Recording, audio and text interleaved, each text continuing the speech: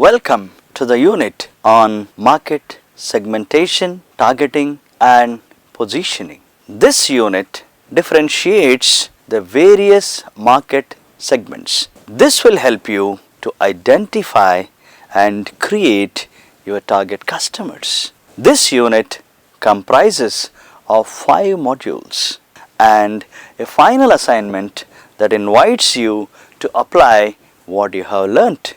By the end of this unit, the students will be able to define segmentation, targeting and positioning, understand basis of fashion consumer segmentation, understand how to arrive at their target customers, understand the concepts of positioning and the strategies of positioning. Finally, applying the concepts what you have learnt above and identifying segments for an apparel store or a brand. Now let's come to the first module. The first module defines segmentation, targeting and positioning. Now why segmentation? The world market has nearly 7 billion customers and they differ in many ways. As marketers, we have to arrive at a common ground on which all these 7 billion can be brought together and classified so that we can offer and serve the needs and wants better. Since we cannot select all, it's ideally better, but each segment has their own needs and wants. Hence, the need for segmentation. The levels of marketing segmentation starts from mass marketing when there is no segmentation, and once you do the segmentation goes on as segment marketing. The next, niche marketing, out of that very selective, and finally micro marketing. Let us understand one by one. In mass marketing, a fashion marketer has to mass produce, mass distribute and mass promote to all customers in the same way. Though a company might save a lot of money, time and energy in the present scenario, with today's enlightened customers, it will not work. Hence, the need for segment marketing and targeting. Now let's begin by understanding some of the key definitions. What is segmentation, targeting and market positioning? Segmentation is dividing a market into distinct groups of buyers with different needs, characteristics or behavior who might require separate products or marketing mixes. Now what is targeting? Targeting is the process of evaluating each market segments we identified's attractiveness and selecting one or more segments to enter or offer a product. Then what's market positioning? Market positioning is formulating competitive positioning in the minds of customers for a share, for the wallet, for a product and developing a detailed marketing mix. Philip Kotler and Gary Armstrong have recognized 6 steps in market segmentation, targeting and positioning. Now let's look at what are they. The first one is identifying basis for segmenting the market. Having identified, the second step is develop profiles of resulting segment. The third step is develop measures of segment attractiveness. The fourth one, select the target segments. The fifth one is now develop positioning for each target. The last step is develop marketing mix for each target segment. Now let's look at the first step, looking at basis of segmentation. A market can be broadly classified based on geographic, demographic, psychographic and behavioral factors. Now let's understand one by one of these factors.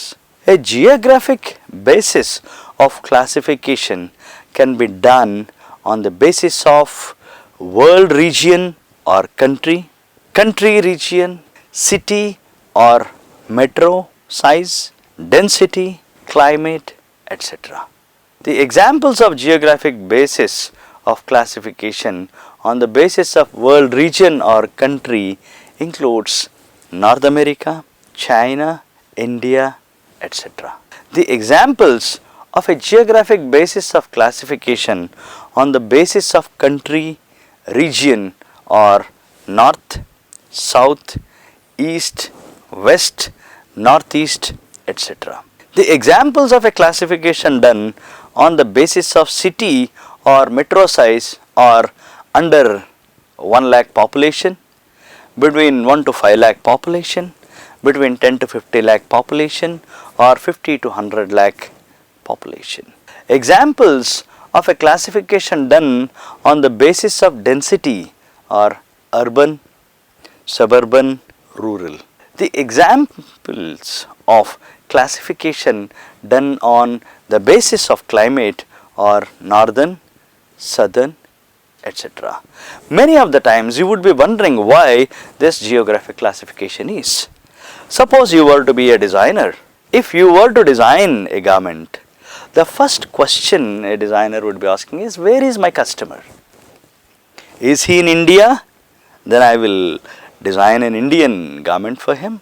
Or if he is in US or is in Europe, if so, where? In the northern side or southern side or eastern side or western side? Whether he is in a city, so the fashions are prevalent there, or if it is in the outskirts, the less fashions are prevalent there, or if it is a city like Mumbai, which is most fashion forward, or a traditional city like Jaipur or Chennai, where my customer is. So that is the starting point for many of the designers. Even a typical Shopper Stop store which has spread across the entire country, each store depending upon the location offers different merchandise. Say for example, during winter, the store in Delhi offers different merchandise when compared to a store that is in the Thiruvananthapuram or in Chennai, because in Delhi during the winter it's severe cold, whereas in Thiruvananthapuram or in Chennai it will not be that cold. Hence the merchandise would be differing when compared to the store in the same country for the same company called Shopper Stop. Hence the importance of understanding the geographic factor. Now let's come to the next factor or base of segmentation, that is demographic segmentation. A demographic basis of classification can be done on the basis of age, gender, family size, family life cycle, income, occupation, education, religion, nationality. Now examples of classification done on the basis of age are under 1 year, 2 to 8 years, 9 to 12 years, 13 to 16 years, 16 to 22 years, 22 to 25 years, 25 to 30 years or 30 plus. This is required because the needs of every classification or every segment is different. Say for example, 0 to 1 year normally are called as toddlers. The very fabric, the colors, the material or the designs that are required will be entirely different from the 12 to 16 that is called as teens. Even though many of us would believe that all our kids 0 to 16 are considered as kids, but they are not. If I ask a 16-year-old guy or girl that you are a kid, they will tell, no, we are no longer kids, we are grown up. So the requirement, the needs and wants of each of these kids segment itself is different. So we have to understand within that the sub classifications. Now let's come in the demographic segmentation itself, the classification done on the basis of gender. The examples of classification done on the basis of gender are male, female, and today even the transgenders are given importance. Because the needs and wants of men would differ from women. So we have to develop or design different merchandise and different marketing mix for each of these segments. Now let's come to the next classification done on the family size. The examples of classification done on the basis of family size are 1 to 2 members family, or 3 to 4 members family, or 5 plus members, etc. Because the bigger the family size, the less would be the spending power, or there are different dynamics in a big families. Now let's come to the next example. The example of classification done on the basis of family life cycle are young and single, young married but no children, young married with children, the maturity stage or older stage. Because in each of these life cycle stage, the needs and wants are different. Suppose I am young individual, unmarried and earning. I will spend lavishly on my personal requirements. But the moment I am in love or I get married, my attention for the first time shifts from me to the other person. So there is a division of my income between these two. Suppose there is another member enters into the family, the kid. The income attention would get divided between wife and also the kid. So it's further divided. So the expenditure would proportionately get divided. So the needs and wants of these at each of these family life cycle stage differs from other. Now let's come to the crucial and very important demographic factor, that is the example of classification done on the basis of income. Now normally it would be under 50,000 per annum, or 1 to 2 lakh rupees per annum, or 2 to 5 lakh rupees per annum, because that's what decides what to buy, what not to buy.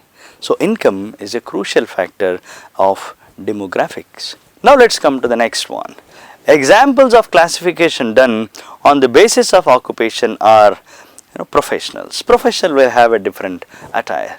Technical, when you are working on the job, technical jobs, you need to have proper headgear and also the clothing which protects you. The managerial, managers normally dress formally. Lawyers normally will have a different attire which represents them. Doctors, they have their own dress code. Designers normally will be wearing different kinds of new designs. So depending on the occupation also, the needs and wants differ. The examples of classification done on the basis of education are illiterate, 10th class pass, 10 plus 2, graduates, postgraduates, etc. Now let's come to the examples of classification done on the basis of religion: Hindu, Islamic, Christian, Sikhs, Jains, etc. Because each religion sometimes prescribes, particularly for some occasions, a particular dress code. Hence, the needs and wants differ, sometimes even based on the religion. Now let's come to the next. Examples of a classification done on the basis of nationality: North American, South American, British, French, Indian, etc.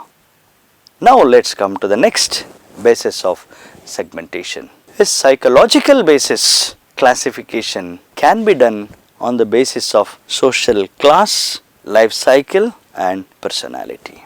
Now let's come to the examples of classification done on the basis of social class. Normally in the olden days, the society is divided into two classes. One is haves and another is have-nots. As the economy progressed, they need to be further classified. So it has come to lower class, middle class and upper class. Today it has gone further division, like lower middle, lower upper, lower middle class, upper middle class, lower upper, upper, that is creamy layer, etc. Whatever the needs and wants again would differ depending upon the social class to which they belongs to. Now let's come to the next classification done on the basis of lifestyle. Today most of the fashion companies classify or segment their customers based on the lifestyles. Some of the examples are achievers, strivers and strugglers. Now let's come to the next classification done on the basis of personality. Compulsive personalities, gregarious personalities, authoritarian personalities, and ambitious personality.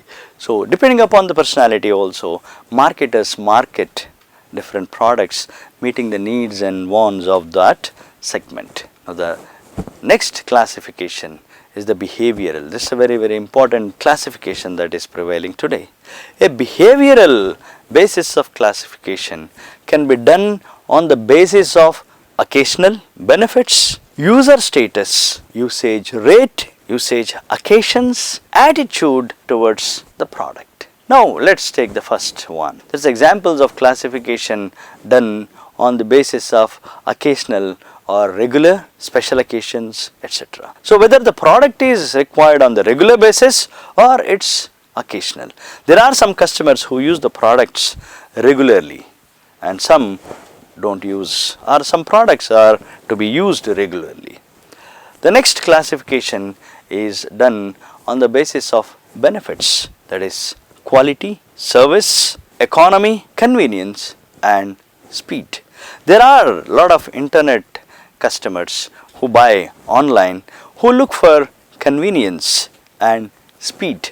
So they are a different segment which is looking for a benefit in terms of convenience and speed. There are some customers who look only for quality. There is a benefit. Some would look for value for money. There is a benefit they are looking. So the classification is done based on that. Now let's come to the next one. Classification done on the basis of user status. There are examples like non-users, ex-users, potential users, first users and regular users, etc. The next classification on behavioral is examples of a classification done on the basis of usage rate, that is, are they light users, medium users or heavy users. Depending upon that, the products would be changed. The next classification is on usage occasions. Most of the apparel are classified or designed based on this usage occasion. Now let's see what are the examples. Examples of a classification done on the basis of usage occasions are morning, evening, night, swimming, bathing, etc.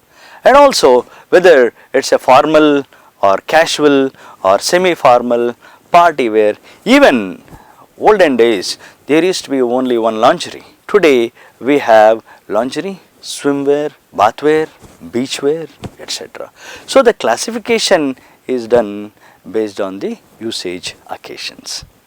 The examples now of a classification done on the basis of attitude towards the product are enthusiastic, positive, indifferent, negative, hostile, etc. So these are the four bases of segmentation which a marketer uses, but not all the times a marketer will be clear about his segments based on these. Sometimes they may have to go with hybrid segmentation, that is like mixing the four bases what we have studied, that is demo-geographic, demo-psychographic or geo-demographic, etc. So this is what is called as hybrid segmentation. That also can be used by the marketers to identify the segments. Now, having identified segments, this module examines way of selecting the target segment. While evaluating the market segments, fashion marketers use segment size and growth. What is the size? If it is big, let's select. If it's a small, let's not select. Even if it is small size, they will look into the growth potential that is there. If both are there, it's a very good target. Then the next basis of targeting is segment structural attractiveness. If you look at Indian economy structure, basically today because of the government liberalization policies, globalization and encouragement, there is a structural attractiveness in the market. So this is a target market for many of the companies. Then the companies have to look at their own objectives and the resources, whether they can select and target that segment based on the company objectives and resources. All these are used for selecting the lucrative segment to target. After evaluating, the company must decide how many segments to serve. In the process, the company may decide to adopt one of these market covering strategies: undifferentiated marketing, differentiated marketing and concentrated marketing are some of the strategies used by the companies after selecting the target. The undifferentiated marketing strategy focuses on what is common in the needs of consumers. It ignores the differences and goes with one offer to the entire market. The next one, in the differentiated marketing strategy, targets all segments but designs separate marketing mix for each of the targets. In concentrated marketing strategy, the company targets one or few markets and tries to garner maximum share in the target they have selected. They try to garner the maximum share. This module examines the concept of positioning and various strategies of positioning. Al Rais, a well-known marketing professional and author, defined positioning as not what you do to the product, it's what you do to the mind of the prospect. It's how you differentiate your brand in the mind. Positioning compensates for our over-communicated society.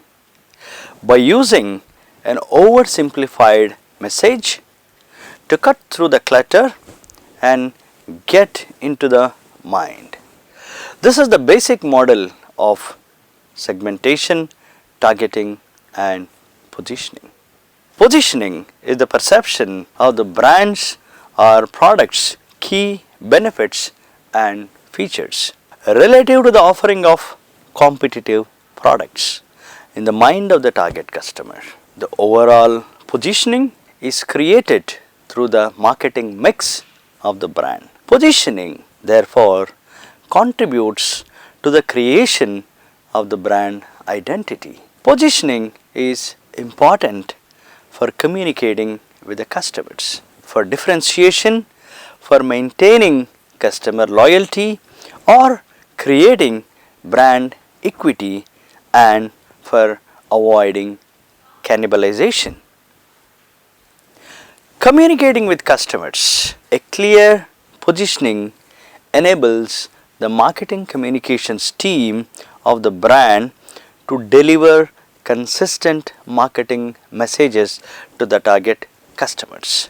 Let's discuss the next differentiation. It also enables the customers to differentiate between the product offerings of the brand compared to the competing products. Maintaining customer loyalty. Since the customer is able to appreciate and acknowledge the differences in the product offerings by company key features, it leads to customer loyalty and thereby sales. Creating brand equity. Greater customer loyalty in turn results in higher brand equity, which not only increases market share but also protects against competition threat and reduces price sensitivity.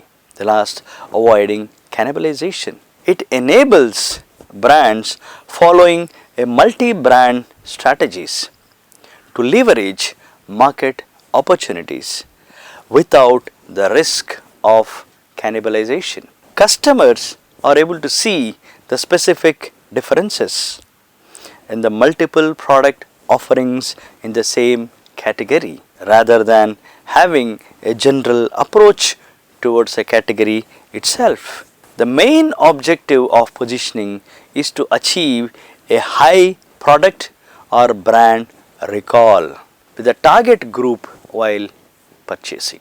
Hence, it must perform the following tasks. It should be able to highlight the company's product features compared to that of the competition.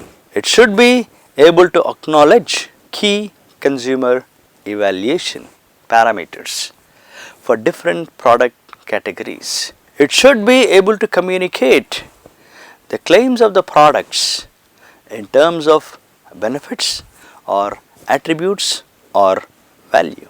In order to effectively perform the above tasks, a positioning statement must have the following features. It should communicate one consistent primary message. The message should resonate with the target group in terms of relevance and importance. The differentiation claimed should be sustainable over a longer period of time to safeguard against competition. It should be credible enough to inspire trust and belief in the target market. Let's look at some of the major positioning strategies. They focus on the product attribute, the users, the product class, the competition, the use or application of the product, and the quality or value of the product. Let's discuss one by one. By product attribute, positioning focuses on one or two of the product's best features and benefits. For example, the Colgate campaign, क्या आपका toothpaste में नमक है? It focuses on whether your toothpaste has namak in it. The next one is by user. Positioning focuses on the user, that's the ideal target customer, and shows the product as a solution to his need or social prestige. For example, the Manikchand campaign, Unche Log, Unche Pasand. Bajaj Scooty Pep campaign, why should boys have all the fun? It focuses on the users. By product class, positioning focuses on a leadership position in the overall market. For example, in a soap compares itself to lotion. Palmolive dishwashing liquid claims that it softens hands while the user cleans the dishes. The next positioning is against competition. Positioning focuses on implied or direct competition with a competitor. For example, Sprite campaign, बुझाई सिर्फ प्यास, बाकी सब बकवास. It's against Mount Dew. The next positioning is based on by use or application. Positioning focuses on how the product is used by consumer, claiming that the product is the best solution for that particular task or use. For example, the Oral-B campaign, Lifebuoy campaign, Head and Shoulders anti-dandruff shampoo campaign. The next positioning is based on by quality or value. Here, the positioning focuses on the product's claim of either delivering high quality or high value when compared to competitive products. For example, Fevicol's campaign, ये फेविकॉल का मजबूत जोर है, टूटेगा नहीं. It is important to note that the brands can, however, choose a combination of these different positioning strategies to create their positioning statement. In today's world of media proliferation and a greater consumer access to information through evolved technology, the consumer is constantly forming an image of the brand or product through various touch points.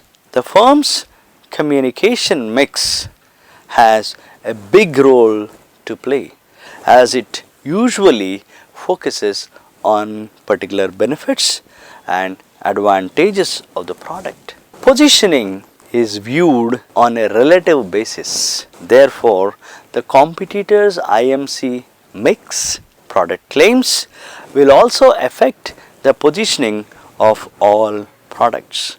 The actual design and features of the product, particularly when consumers use the product, has a major impact on the perception of the product and its relative advantages. One of the experiences the consumer has of the product is the look and feel of the packaging. Word of mouth communication between consumers has a high level of credibility and cut through and will greatly influence positioning. Media discussion and articles or product reviews are also seen as quite credible and independent and will influence consumers' perception.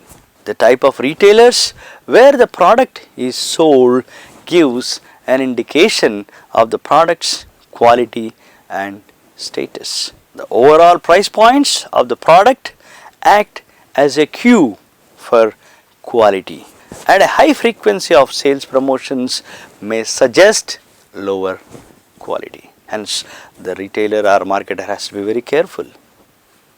The cumulative perception of all these information sources results in the company's image in the mind of the target customer. Repositioning.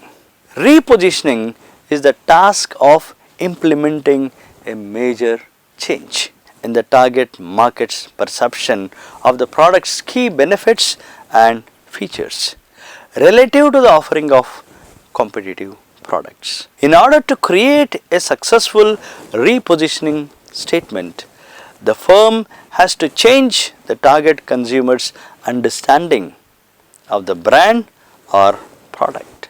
These are the key reasons for which firms consider repositioning. Decline in the relevance of existing benefits due to change in consumer lifestyle or needs. Emergence of new competitive threats requiring the brand to move to a less competitive zone. Incorrect initial positioning in terms of either under positioning or over positioning. Change in the macro environment requires the firm to adopt a new positioning to stay competitive and relevant in the market. Significant improvements in the existing product which requires the firm to adopt a new position in order to communicate to customers about the new benefits. Now let's move on to perceptual maps and their use. Cards, Cronley and Klein remarked that perceptual maps measure the way products are positioned in the minds of the consumers and show these perceptions on a graph whose axes are formed by product attributes. Renowned authors Farrell and Hartline describe a perceptual map as one that represents customer perceptions and preferences spatially by means of a visual display. A perceptual map or positioning map is a tool that visually attempts to map the consumer's perceptions and understanding of the competitive products and their respective positioning in the market. The most common presentation format for a perceptual map is to use two determinant attributes as the x-axis and y-axis of a graph. While deciding a brand's or product's positioning in the market, the firm should ensure that sufficient points of parity, that is POP, and points of difference, that is POD, are incorporated in the positioning statement. The brand or product must be considered as having equal or similar, on par with key attributes or benefits as offered by the major offerings in the category, that is POP. However, the brand or product also need to be distinctive and different from competitive products by having unique attribute, that is POD. When this is done, a balance needs to be maintained between the POP and POD, because there is too much depends on POP and the product might get into the trap of being perceived as a Me Too product. On the other hand, less reliance on points of parity might result in the consumer perceiving that the product does not meet the basic needs of the consumers. Points of difference, that is POD, are the aspects of the product offering that are relatively distinct to the offerings of like competitors. The points of parity, POP, are the aspects of the product offering that are largely similar to the offerings like competitors. Please note that both the definitions are with reference to the offerings of competitors and hence are relative in nature. The word aspects refers to the various product features, benefits and various other aspects of marketing mix. The final module focuses on the identification of segment of an apparel store or brand. The domestic apparel market, which was worth rupees 2,07,400 crore, that is close to 38 billion US dollars as of 2012, is expected to grow at a compounded average growth rate of 9% over the next decade. The Indian apparel industry contributes about 14% to the industrial production, 4% to the GDP and 17% to the country's export earnings. It provides direct employment to over 35 million people. The use of segmentation enables the retailers to identify the target customers. Retailers or brands primarily focus on gender, age, occasion, income and lifestyle aspects while segmenting their market. These are the major bases of segmentation. This also allows them to differentiate their offerings compared to the competition and to create unique selling proposition, that is USP, for their store or brand.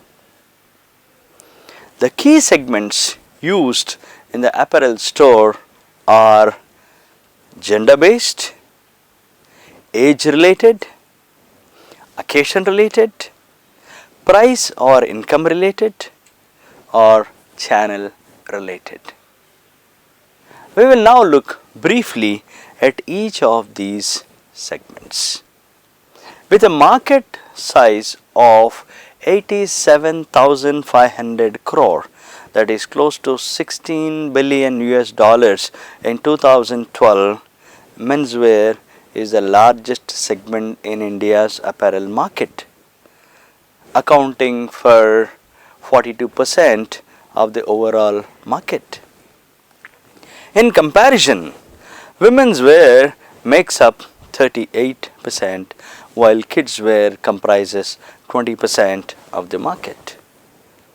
The menswear market is expected to grow at a compounded annual growth rate, that is CAGR, of 8.5% to reach 1,31,000 crore, that is close to US $24 billion by 2017. Denim, activewear and t-shirts are high growth categories within menswear segment with CAGRs of 16%, 14% and 12% respectively. The acceptance of casual or Friday dressing and the availabilities of denim in Tier 2 and Tier 3 cities and rural India are contributing to the growth of the category. The shift from formal attire to comfort oriented casual attire is driving the market for men's t-shirts alongside the demand for denim. The Indian male today wants to experiment with innovative colors and silhouettes. There is an increase in the demand for colored bottom wear with new colors like red, green, orange, etc. are being accepted. There is also growth in the premium tailoring segment comprising of fashion designers and the bespoke and luxury segment. Customers in the super premium segment are willing to pay a premium to ensure that their clothing is distinctive and indicative of their social position. Key brands in the menswear segment include Louis Philippe, Allen Solly, Park Avenue, Zodiac and Color Plus. The rupees 78,500 crore, that is close to US dollar 14.4 billion worth women's wear market contributes to 38% of the total apparel market of India. The growth of this market is more rapid than the menswear market. With a relatively lower penetration of brands and growing disposable income of modern women, this segment has become the focus of many Indian and international brands. Indian ethnic wear, which includes sari, salwar kameez and blouse, is the biggest category within the segment with a 75% share of the entire women's wear market. The market is expected to grow at a CAGR of 9% to reach a figure of rupees 1,21,400 crore, that is close to US dollar 22.3 billion by 2017. Denim, innerwear and tops, shirts, t-shirts are the high growth categories indicative of greater penetration and acceptance of Western clothing among Indian women. Denim is growing at compounded annual growth rate of 17% and women's wear at 14% and tops, shirts and t-shirts at 11%. Denim is penetrating deeper among women in the metros and mini metros, especially among the younger generation. The trends of women's empowerment and higher education is leading towards greater absorption of women in the workforce. This in turn is resulting in the demand for women's western wear. The working women in the metros and mini metros are accepting dresses, formal suits and business attire as a part of the corporate wardrobes. Some of the key brands in the women's wear segment include Allen Solly, W, Biba, Viromoda, United Colors of Benetton, that is UCB. According to the Indian Apparel Report 2008 Images Yearbook Volume 4, the size of the kids wear market is estimated to be at 30,500 crore Indian rupees and expected to grow to 58,000 crore by 2014. So it's going to grow by leaps and bounds. Age is a distinguishing factor that helps apparel retailers, as we discussed earlier, to effectively target their prospective customer groups. Many clothing manufacturers target teenage girls with their trendy new fashion lines. Children's clothing retailers may also sell related items that appeal to children and their parents. With the increase in exposure through TV channels, video games, internet and through the society, and the influence of superheroes, cartoon characters and peer influence, children are becoming aware of key fashion trends. The pestering power of children in influencing parents to make purchase decisions is being increasingly targeted by the marketers. Here are the key age-related market classifications which we have seen already. The infants are between 0 to 6 months, toddlers 7 months to 2 years, kids 3 to 8 years, preteens 9 to 12 years, teens 13 to 16 years. With each age group having their own needs and wants and products, there is a challenge for the marketers to cater to each of these segments. Mothercare, Catmos, Disney, Lilliput, Ginny and Johnny are some of the key brands in the kidswear segment. The demand for occasion-specific clothing is rising within the menswear segment. For example, active wear at the gym in the morning, formal shirts, trousers and suits during office hours, and smart casuals in the evening and sleepwear at night is for the occasions. The demand for ethnic dressing at special occasions like marriages and social functions is also a distinct trend. Further, the trend towards focusing on healthy lifestyle while maintaining the fashion quotient of the wear is leading to the growth of fashionable sportswear, yoga wear, etc. Retailers are leveraging this fashion meets fitness clothing requirement of the customer. Formal wear refers to clothing suitable for formal social occasions such as corporate or formal meetings. Brands famous in the formal wear category are Louis Philippe, Raymond, Blackberries, etc. Casual wear refers to clothing which emphasizes comfort and personal expression, which is worn for informal occasions. It gives the overall feel of dressing down, being relaxed and at ease.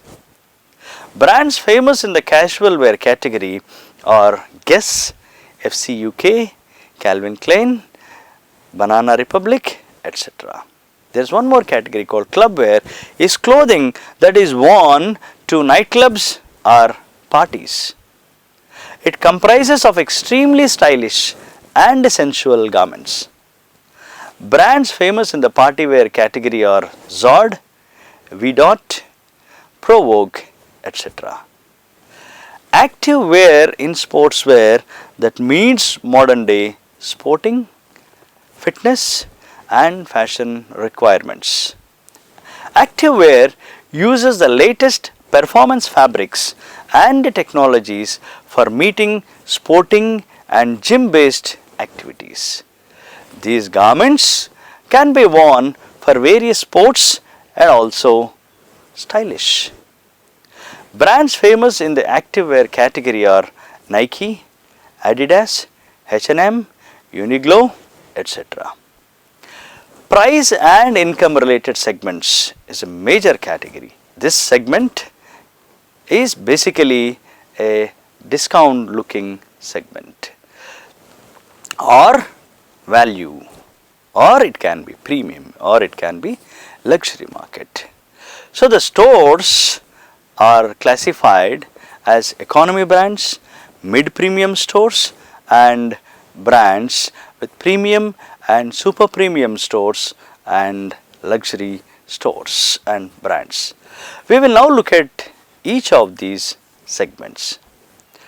Discount stores or economy brands are retailers target the lower middle class to economy customers.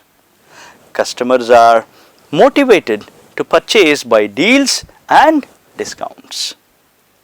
It's a volume driven business with basic focus on product quality. Examples of this segment are Big Bazaar, Easy Day, local stores, etc. The mid-premium stores and brands target the middle class customers with value for money products. Their focus is on offering quality products at competitive prices. For example, Peter England, Mega Mart, etc. The premium and super premium stores are generally operated by major business houses or multinational organizations.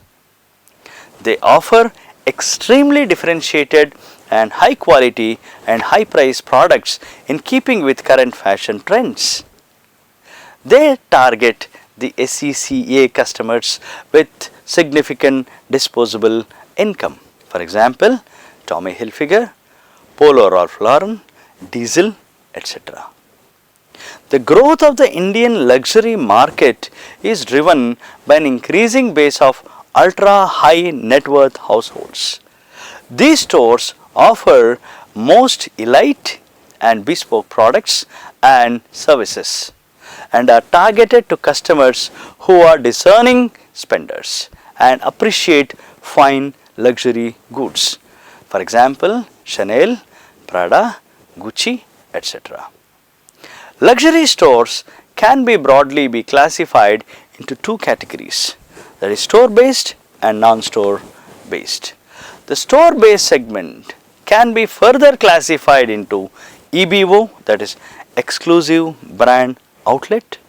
The exclusive brand outlets are stores that sell a single brand from the outlet. For example, Reebok, Titan, Puma, etc.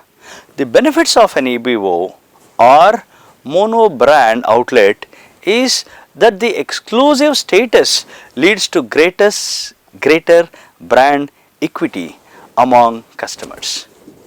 The retailer gets better margin as well better control on marketing mix and customer service. The next one is multi-brand outlet. A multi-brand retail or departmental stores are outlets where multiple brands are sold under one roof.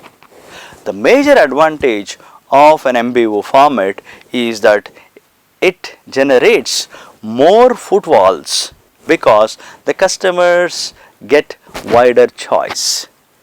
For example, Shoppers Stop, Lifestyle, Big Bazaar, Central, etc. The non-store based segment can be further classified into e-commerce. Merchandise is sold through online portals. The customer gets access to a wide range of choices, has sufficient information to compare prices and can shop from the comfort of his home or office. For example, Myntra.com, FashionInYou.com, Flipkart, etc. Catalogue Retailing. The catalog retailing is a form of non-store retailing format, where the retail offering is communicated through a catalog to the consumers.